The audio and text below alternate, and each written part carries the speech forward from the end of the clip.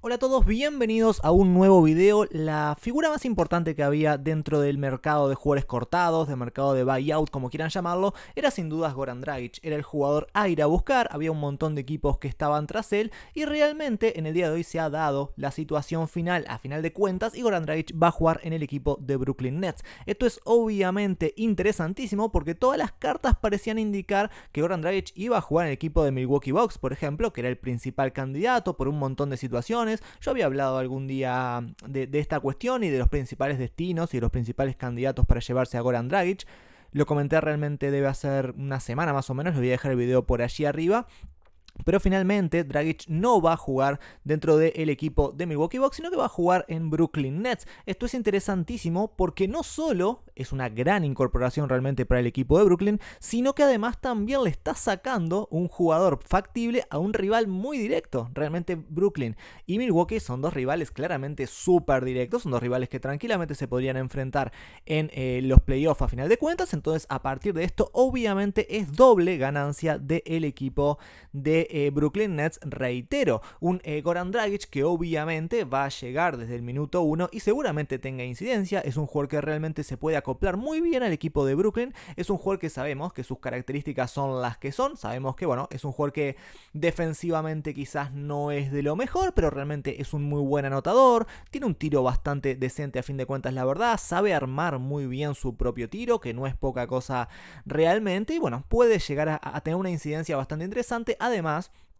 de, por supuesto, que también la madurez que tiene Goran Dragic, o sea, para acoplarse a un plantel que tiene intenciones de ganar un anillo, obviamente que Goran Dragic puede ser un jugador más que correcto a fin de cuentas como para darte un montón de cuestiones por allí. Un Goran Dragic que llega al equipo por también incidencia muy grande de Steve Nash. Steve Nash, como comenta Shams Charania, es obviamente muy cercano a Dragic. Pasaron mucho tiempo en el equipo de Phoenix Suns en su momento, hace ya un montón de años realmente, pero se ve que la relación por allí debe haber quedado y obviamente que también todo incide en estas cuestiones.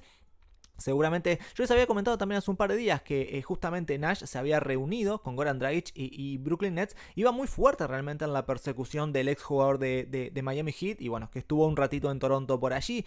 Nash iba a la carga, Nash iba con todo porque realmente el hecho de conocerlo, el hecho de tener una relación y de tener una cierta confianza, le daba a Brooklyn unas ciertas cartas y unas ciertas armas como para poder invitarlo a llegar, digamos, a la franquicia y hacerlo de buena manera, digamos, al fin y al cabo. Y bueno, así terminó siendo. Parece que Nash lo convenció a Dragic de que la mejor opción era el equipo de Brooklyn Nets. Y bueno, Dragic vio con buenos ojos el hecho de llegar a una franquicia obviamente tan candidata como la de Brooklyn. El hecho de que Irving no juegue los partidos de visitante también puede llegar a tener una incidencia en todo eso, porque se supone que Dragic a partir de esta cuestión va a tener unos cuantos minutos más, va a tener bastante más incidencia. Si que Irving estuviera, es factible realmente que Dragic no hubiera visto esto con tan buenos ojos, digamos.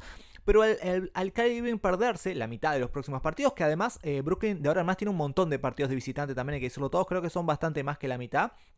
Dragic va a poder jugar la mayoría de ellos, entonces a partir de eso va a poder dar realmente todo de sí como para ayudar bastante a este equipo de Brooklyn. Como les decía anteriormente, un Dragic que se va a acoplar desde el minuto 1 seguramente iba a tener minutos seguros ya el primer partido, porque la verdad es que en Toronto, si bien es cierto que no jugó mucho, si ustedes ven por allí, en Toronto Goran Dragic, bueno, promedió 8 puntos por partido en los apenas 5 partidos que jugó, pero realmente no lo hizo mal. Cuando estuvo en cancha la verdad es que demostró cosas interesantes, mostró ser un jugador que todavía está bastante apto como para jugar a un buen nivel dentro de todo y poder realmente rendir. No se lo vio para nada mal, más allá de que estaba totalmente falto de ritmo y totalmente fuera de foco, digamos, porque nunca estuvo muy interesado Dragic en jugar en Toronto, y tampoco Toronto, creo yo que esto era lo principal, estuvo muy interesado en contar con Goran Dragic, al fin y al cabo, pues esto realmente también es importante. Toronto nunca estuvo muy por la labor, o sea, se llevó a Goran Dragic porque lo que le interesaba realmente a Toronto era Precious Achiuwa, que entró en ese traspaso por Kyle Lowry,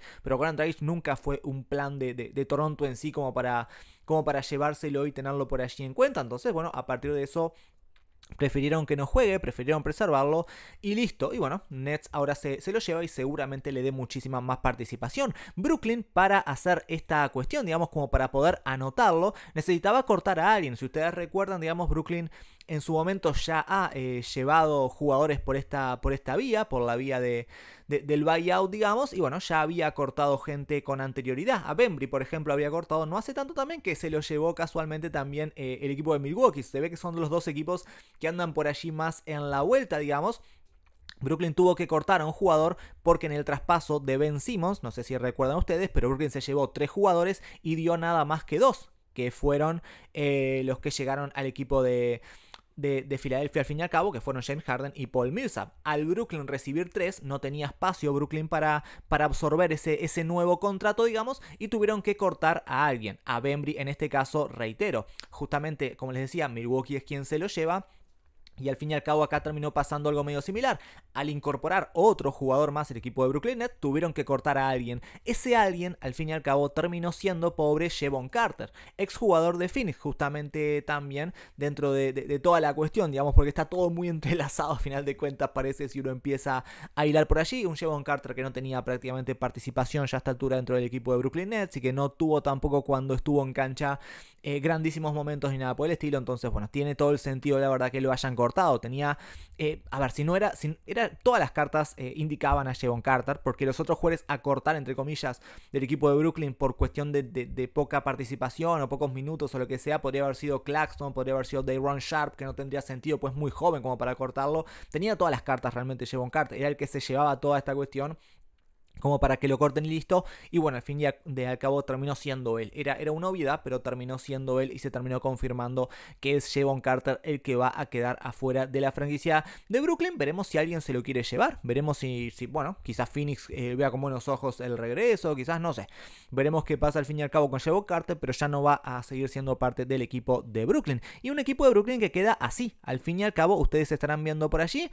Tiene a Ben Simmons, Kyrie Irving, Seth Curry, bueno, Kessler Edwards es el que juega habitualmente, pero yo creo que van a cambiar un poquito esa situación, sobre todo con la llegada nuevamente de Kevin Durant cuando esté, podríamos llegar a decir. Y después tiene un Andre Drummond. Les ha quedado un equipo bastante interesante al fin y al cabo. Muy interesante, sinceramente, porque tienen después...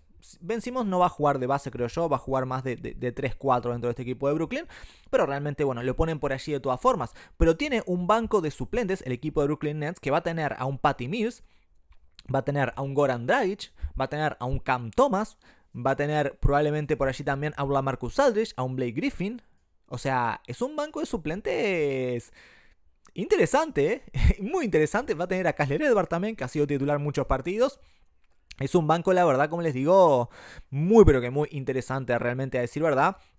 Y puede este equipo de Brooklyn lograr grandes cosas, ¿eh? Es muy favorito este equipo de Brooklyn a llevarse el anillo sin duda alguna. Y con esta incorporación más todavía, porque reitero, no solo se llevan a Dragic ellos, que ya de por sí es una gran victoria, porque Dragic es muy bueno y puede ayudar bastante, sino que además... reitero también, se lo están sacando a un rival directo. Milwaukee necesitaba mucho a Dragic, muchísimo. Era un jugador que calzaba perfectamente para jugar de escolta por allí, porque realmente tras la baja encima de Pat Connaughton no tienen demasiados perimetrales, porque encima también traspasaron en su momento a DiVincenzo al equipo de Sacramento Kings, y realmente se quedan muy huérfanos en esas posiciones. Tienen a Jrue Holiday, tienen por allí también... bueno, obviamente que tienen Anguora por allí que anda a la vuelta también. Tienen a Grayson Allen, por supuesto, pero casi que nadie más. O sea, tenés de titulares a Jrue Holiday y Grayson Allen, y el único suplente que tenés en esas posiciones más o menos es Jordan Nwora, y no es realmente ninguna cuestión que te dé mucha seguridad ni nada por el estilo. Es más bien un jugador que, bueno, te puede dar algún minutito por allí de buen rendimiento y anotación, pero poquito más, porque en defensa es muy flojo, porque no pasa muy bien la pelota, no suele tomar las mejores decisiones. O sea, es un jugador que tiene sus carencias también por allí.